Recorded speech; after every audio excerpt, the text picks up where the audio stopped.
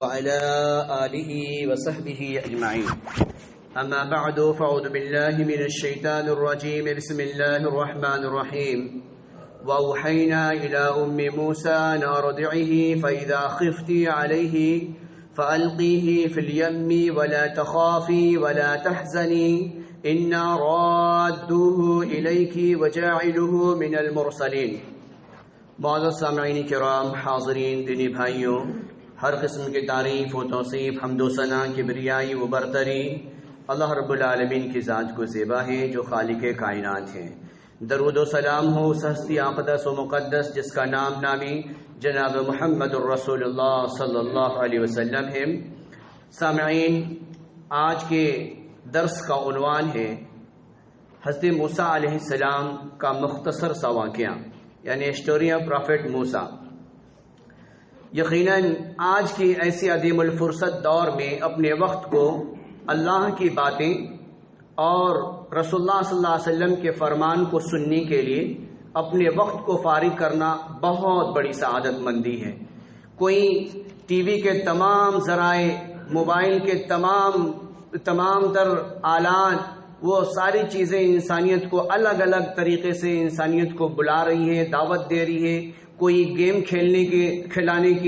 کی طرف نوجوانوں کو ابھار رہا ہے، کوئی جوان کے ٹریلر کو دکھا کے ہمارے نوجوانوں کو بگاڑنے میں لگا ہوا ہے. تو ایسے وقت میں اپنے وقت کو فارغ کر کے اللہ کے کلام کی باتیں، اللہ کی باتیں سننا، نبی کے قصے کو سننا، میں تو سمجھتا ہوں کہ بہت بڑی سعادت مندی ہے. تو لہٰذا ہم سننے کے لیے تیار ہو جائیں. اللہ رب العالمین سے دعا ہے کہ اللہ سبحانہ و تعالی حق بات، سچ بات ہم سب کو کہنے کی اور سن کے اس پر عمل کرنے کی توفیق عطا فرمائے. سامعین، آج مصر کی وادیوں میں بسنے والا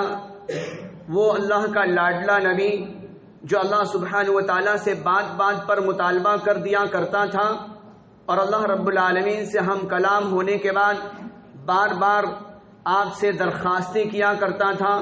کہ ایسا کیوں ہو رہا ہے، ایسا کرنے پہ ہمیں کیا ملنا ہے، یا رب تو نے ہمیں یہاں پر کس لیے بلایا ہے، مقصود کیا ہے، اور ہمیں منتخب کیا ہے تو کس مقصد کے تحت ہمیں منتخب کیا ہے. اس نبی کا نام سب سے زیادہ اللہ رب العالمین نے اس قرآن کے اندر تفصیل سے بیان کیا ہے، جس کا نام حضرت موسیٰ علیہ السلام ہے. آپ مصر کی وادیوں میں پیدا ہوئے، اس وقت پیدا ہوئے کہ جس وقت فرعون کی حکومت بڑی ہی آب و تاب کے ساتھ چلا کرتی تھی، اور فرعون کی شرارتیں بہت ہی عام ہو چکی تھی. وہ بنی اسرائیل کو طرح طرح سے اذیت اور تکلیف پہنچایا کرتا تھا، انسانیت سے جانوروں جیسا کام کرایا کرتا تھا. جب انہیں کچھ کھانے پینے کی چیزیں دینے کی باری آتی تو چند ٹکڑے، چند روٹی کے حصے ان کے سامنے ایسے یوں ہی پھینک دیا جاتا، اور ان کو کولہو کی طرح استعمال کرتا. یہاں تک کہ اگر سرسوں سے تیل نکالنا ہو تو ان کے گلے میں، انسان کے گلے میں باندھ دیا جاتا، اور باندھنے کے بعد وہ فرا کرتا. یہ کیفیات تھی، ایسا دل خراش منظر تھا. تو ایسے وقت میں اللہ سبحانہ و تعالیٰ نے فیصلہ کیا کہ فرعون کی شرارت سے انسانیت کو نکالنے کے لیے اللہ رب العالمین نے حضرت موسیٰ علیہ السلام کو منتخب کیا. اور موسیٰ علیہ السلام سے پہلے فرعون جب نجومی کے پاس جاتا ہے، اور نجومی کے پاس جانے کے بعد وہ جیسے ہی کہتا ہے کہ میرے حال کو ذرا بیان کرو کہ میرے ساتھ کیا ہونے والا ہے، وہ نجومی یہ کہتا ہے کہ ایک بچی کی، بنی اسرائیل میں ایک بچی کی ولادت ہونے والی ہے جس کے ہاتھ پر تیری حکومت چلی جائے گی. یہ سننا تھا کہ فرعون جن جنونن، وہ جنون سے پاگل پن کا شکار ہو گیا. دورہ پہ دورہ پڑنے لگا، وہ بیٹھتا، کھڑا ہو جاتا، پھر کھڑا ہوتا، پھر بیٹھ جاتا کہ آخر ایسا کون سا بچہ ہے. اس نے پورے مصر میں اعلان لگا دیا کہ ہر گھر پہ پہرے لگا دیے جائیں، ہر گھر پہ نرس بٹھا دیے جائیں، ہر گھر پہ ایک آرمی کو بٹھا دیا جائے، اور معلوم کیا جائے کہ کون عورت حمل سے ہے. اگر لڑکے کی پیدائش ہو تو فوراً اسے لیا جائے اور بے دریغ ذبح کر دیا جائے. یہ سلسلہ چلتا رہا. تقریباً ہزاروں کی تعداد میں بچے آنن فانن میں ذبح کر دیے گئے. جب بچے ذبح ہونے لگے مصر کے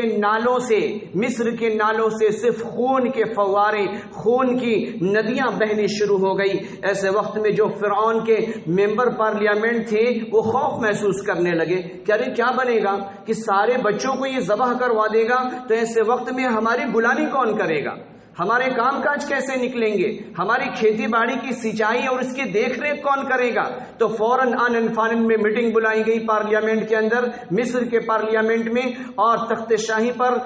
فرعون بیٹھا، اور فرعون بیٹھنے کے بعد وزیروں کو، تمام کے تمام وزیروں سے مشورہ لیا گیا کہ اب کیا کیا جائے، کیسے اس سے بچا جائے۔ تو لوگوں نے یہ فیصلہ کیا اور فرعون سے یہ درخواست کی، اگر آپ یوں ہی ذبح کرنے کی اجازت دیتے رہے اور سارے بنی اسرائیل کے بچے ذبح کر دیے جائیں تو ہم کام کاج ہمارا کون دیکھے گا، ہمارا پورا کا پورا سسٹم، پورا بوجھ ہمارے کندھوں پر آ جائے گا۔ تو ایسے وقت میں لوگوں نے یہ صلاح دی فرعون کو کہ ایسا کریں بادشاہ سلامت کہ آپ ایک وقت میں، ایک سال میں جو بچی کی ولادت ہو آپ اسے رہنے دیں، دوسرے سال میں جو بچی کی ولادت ہو اسے مروا ڈالیں، پھر اسی طریقے سے پھر تیسرے سال میں بچی کی ولادت ہو تو اسے رہنے دیا جائے، تاکہ ایک نسل بچ جائے ہماری خدمت کے لیے۔ وہ انسانیت کا ہمدرد نہیں تھا، انسانیت سے کام لینے کے لیے وہ سب نے مل کے پلان بنائی۔ تو ایسے وقت میں یہ سلسلہ چلتا رہا، موسیٰ علیہ السلام کی ولادت کا وقت آ چکا تھا۔ ایسے وقت میں اللہ رب العالمین نے موسیٰ علیہ السلام کی ماں کی طرف وحی کی، ہر طرف پولیس پھیلی ہوئی ہے، ہر طرف نرسیں بیٹھی ہوئی ہیں، بچے کا قتل عام ہونا شروع ہو چکا ہے۔ ایسے وقت میں حضرت موسیٰ علیہ السلام کی ماں کی طرف اللہ رب العالمین نے وحی کی، آپ اللہ سبحانہ وتعالیٰ نے خبر دیا کہ وَأَوْحَيْنَا إِلَىٰ أُمِّ مُوسَىٰ أَنْ أَرْضِعِهِ، اللہ رب العالمین نے کہا کہ اے موسیٰ کی ماں، تجھے خوف زدہ ہونے کی ضرورت نہیں، تجھے ڈرنے کی ضرورت نہیں، یقیناً میں تیرے بچے کو تیری ہی طرف لوٹا دوں گا۔ لہٰذا اللہ رب العالمین نے بتایا انِقْذِفْ فِيهِ فِي التَّابُوتِ، اس بچے کو ایک باکس کے اندر ڈالو، اور باکس کے اندر ڈالنے کے بعد اسے بلو سی کے اندر یعنی دریائے نیل کے اندر ڈال دو۔ تو لہٰذا موسیٰ علیہ السلام کی ماں فرعون اور فرعون کی آرمی سے بچاؤ کے لیے وہ ایک باکس تیار کیا، اور باکس تیار کرنے کے بعد اس باکس میں رسی باندھ دی، رسی باندھنے کے بعد اسے جب فرعون کی پولیس کا جب گزر ہوتا تو وہ اسے چھوڑ دیتی دریائے نیل کے اندر اور رسی کو تھامے رہتی، اور جیسے ہی وہ چلے جاتے وہ فوراً رسی کے ذریعے سے حضرت موسیٰ علیہ السلام کو کھینچتی اور کھینچنے کے بعد اسے دودھ پلاتی۔ یہ سلسلہ چلتا رہا، کافی دن گزر گئے، اللہ رب العالمین نے ایسے اپنے نبی کو بچایا۔ ایک دن ایسا ہوا کہ حضرت موسیٰ علیہ السلام کی ماں نے رسی باندھنا ہی وہ بھول گئی، یہاں تک کہ انہوں نے بلو سی کے اندر ڈال دیا، اور ڈالنے کے بعد موسیٰ علیہ السلام وہ صندوق میں بیٹھے لیٹے مسکراتے ہوئے، ان کا چہرہ چمکتا اور دمدماتا ہوا۔ وہ سلسلہ چلتا رہا، وہ چلنے کے بعد اللہ رب العالمین کہہ رہا ہے فَإِذَا خِفْتِ عَلَيْهِ، کہ اے موسیٰ کی ماں کو خوف کھانے کی ضرورت نہیں، فَأَلْقِيهِ فِي الْيَمِّ، جب آپ کو ڈر محسوس ہو تو آپ اسے دریا کے اندر ڈال دیجئے، وَلَا تَخَافِي وَلَا تَحْزَنِي، آپ کو ڈر محسوس کرنے کی ضرورت نہیں، آپ غمگین نہ ہو، میں اسے پھر آپ کی طرف لوٹا دوں گا، پھر میں اسے آپ کی طرف لوٹا دوں گا۔ لہذا فَالْتَقَتْهُ آلُ فِرْعَوْنَ لِيَكُونَ لَهُمْ عَدُوًّا وَحَزَنًا، پولیس چیٹی کی طرح سونگنے کی صلاحیتیں، کوے کی طرح دیکھنے کی صلاحیتیں، لیکن اللہ سبحانہ وتعالیٰ جب بچانے پر آئے تو جب دیکھتا رہ جائے۔ اللہ رب العالمین نے کیسے دشمنوں سے اللہ رب العالمین نے موسیٰ علیہ السلام کو بچایا۔ اللہ کا قرآن کہتا ہے سورہ قصص کی آیت نمبر 8 میں اللہ رب العالمین کہتا ہے ان فرعون، کہ بے شک فرعون، و حامان، یہ حامان فرعون کا وزیر تھا، و حامان و جنودہما، اور اس کی آرمی کانو خاطئین، سب کے سب خطاوار تھے، سب کے سب خطاوار تھے، یعنی پہچان نہ سکے۔ جس بچے کے خاطر اتنے بچے ذبح کیے گئے، اللہ رب العالمین کیسے انہیں بچایا، اور بچانے کے ساتھ جیسے ہی وہ دریا میں ڈالے گئے، وہ دریا پانی کے بہاؤ اچھل اچھل کے اس باکس پہ تھپڑ مارتا، اور اسی طریقے سے وہ پانی کے تھپیڑوں سے وہ باکس آگے بڑھتا چلا جاتا۔ دور سے دیکھنے پر یوں محسوس ہوتا جیسے کہ پانی اس باکس کو چوم رہا ہو، جیسے پانی اس باکس کو چوم رہا ہو، یہ کیفیات تھی۔ اس کے بعد حضرت موسیٰ علیہ السلام کی ماں نے اپنی بیٹی سے کہا وقالت امرأة فرعون قرۃ عین لی ولک، حضرت موسیٰ علیہ السلام کی ماں نے کہا اپنی بیٹی سے کہ اے میری بیٹی تو اس باکس پر نظر گڑائے رکھنا اور دور سے تو دیکھتے رہنا کہ وہ کہاں جاتا ہے اور کہاں پہنچ کر اس کی کیسی کفالت ہوتی ہے۔ وقالت امرأۃ فرعون، تو جیسے فرعون کی بیوی آسیہ ان دنوں میں وہ محل کے کنارے کے حصے پر، اس کے محل کا کنارہ دریائے نیل سے لگتا تھا اور وہ دریائے نیل کے قریب بیٹھ کر وہ نظارہ دیکھا کرتی تھی، وہ نظارہ دیکھا کرتی۔ اچانک اس کی دائیوں کی، جو اس کے جتنے بھی سرونٹ وغیرہ تھے، ان کی نظریں اس باکس پر پڑتی ہیں، اس باکس پر پڑتی ہے تو کہتی کہ ملکہ وہ باکس سامنے سے کچھ آتا ہوا دکھ رہا ہے۔ فوراً آسیہ نے حکم دیا ملاحوں کو، کہ سوئمروں کو، تیراکیوں کو حکم دیا کہ جاؤ اور تیر کر اس باکس کو نکال کر لاؤ۔ وہ باکس لایا گیا، لانے کے بعد محل میں کھولا گیا، کھولنے کے بعد حضرت موسیٰ علیہ السلام دکھے، ہنستا ہوا چہرہ، مسکراتا ہوا چہرہ۔ اس کے بعد اللہ رب العالمین کہتا ہے وقالت امرأۃ فرعون قرۃ عین لی ولک، جب محل میں حضرت موسیٰ علیہ السلام پہنچ گئے، فرعون کی جب نظر پڑی تو فرعون ہکا بکا رہ گیا اور وہ کہا کہیں ایسا تو نہیں جس کے خاطر اتنے بچے ذبح کیے گئے یہ وہی بچہ ہو،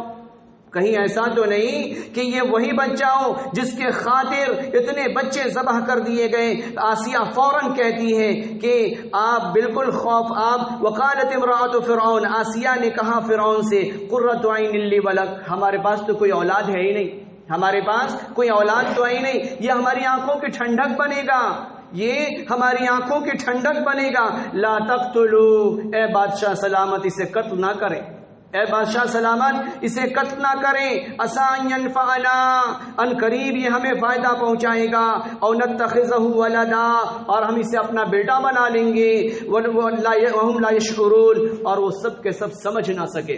وہ سب کے سب سمجھ نہ سکے۔ دیکھیں یہاں پر کہ اللہ رب العالمین نے کیسے ماں کے گود سے حضرت موسیٰ علیہ السلام کو اٹھایا اور دریا میں پھرایا، اور دریا میں پھرانے کے بعد اللہ رب العالمین کیسے محل میں پہنچایا۔ اب یہاں پر موسیٰ علیہ السلام کی ماں بے چینی کے عالم میں انہوں نے رات گزارا، عجیب سی کیفیات تھی، اور ممکن تھا کہ وہ فوراً بیان کر دیتی، وہ کہہ بیٹھتی کہ ارے یہ کسی اور کا بچہ نہیں، یہ میرا ہی بچہ ہے، لیکن اللہ رب العالمین نے آپ کے دل کو ڈھارس بٹھایا کہ آپ راز کو فاش نہ کریں۔ اللہ کا قرآن کہتا ہے وَأَصْبَحَ فُؤَادُ أُمِّ مُوسَىٰ فَارِغًا، اور موسیٰ علیہ السلام کی ماں کا دل بے چین تھا، إِن كَادَتْ لَتُبْدِي بِهِ لَوْلَا رَبَطْنَا، اور ممکن تھا کہ وہ راز کو ظاہر کر دیتی اگر اللہ رب العالمین آپ کے دل کو تسلی نہ دیتا، لِتَكُونَ مِنَ الْمُؤْمِنِينَ۔ اللہ رب العالمین ایمان والوں کے ساتھ ایسا ہی کیا کرتا ہے، اللہ رب العالمین ایمان والوں کے ساتھ ایسا ہی کیا کرتا ہے، یعنی ان کی رہنمائی کا انتظام کر دیا کرتا ہے۔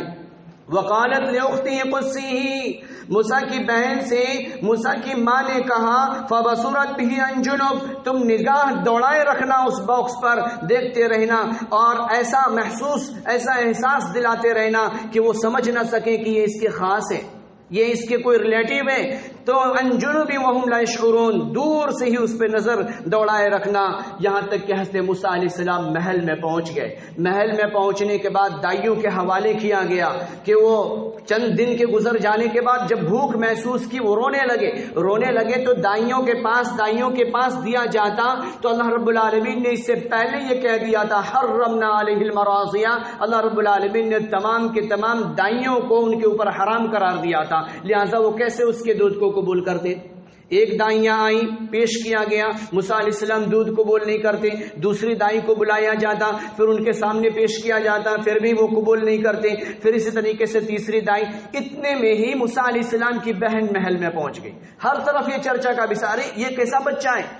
بچہ ہے کسی کے دودھ کو قبول نہیں کرتا، اور رو رو کر اس کا برا حال ہے۔ ایسے وقت میں حضرت موسیٰ علیہ السلام کی بہن محل میں پہنچ گئی۔ محل میں پہنچنے کے بعد انہوں نے کہا کہ اے ملکہ، میں ایک عورت کو جانتی ہوں، میں ایک عورت کو جانتی ہوں بالکل پاک صاف صاف ستھری ہے، آپ نے جیسے اتنوں کو آزمایا اسے بھی آزما کر دیکھیں۔ فوراً آسیہ کہتی ہے کہ اسے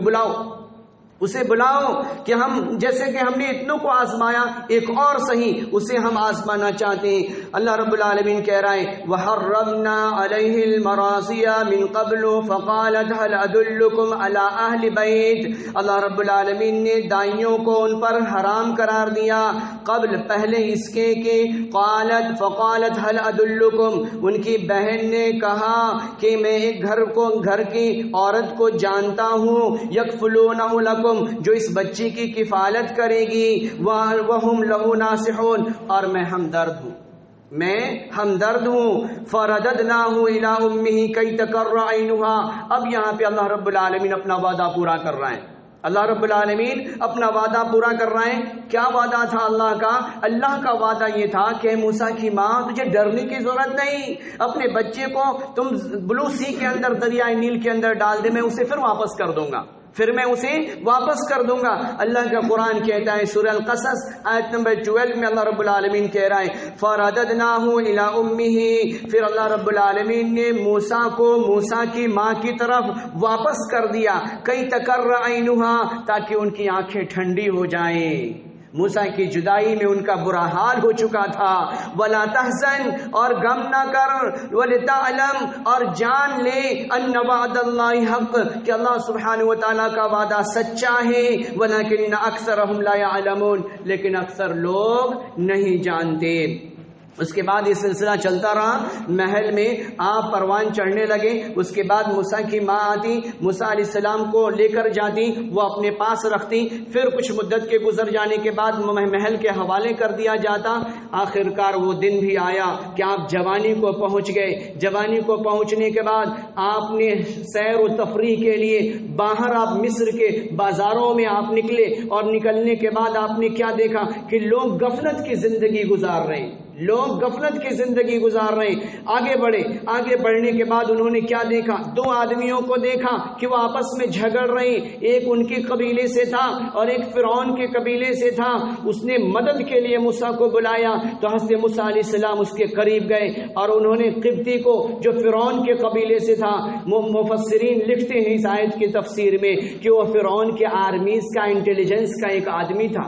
فرعون کے انٹیلیجنس کا وہ آدمی تھا۔ جیسے موسیٰ علیہ السلام اس کے قریب پہنچے، فَوَقَذَهُ مُوسَىٰ فَقَضَىٰ عَلَيْهِ، تو حضرت موسیٰ علیہ السلام نے ایک تھپڑ اسے رسید کیا، وہ فوراً وہیں پہ ڈھیر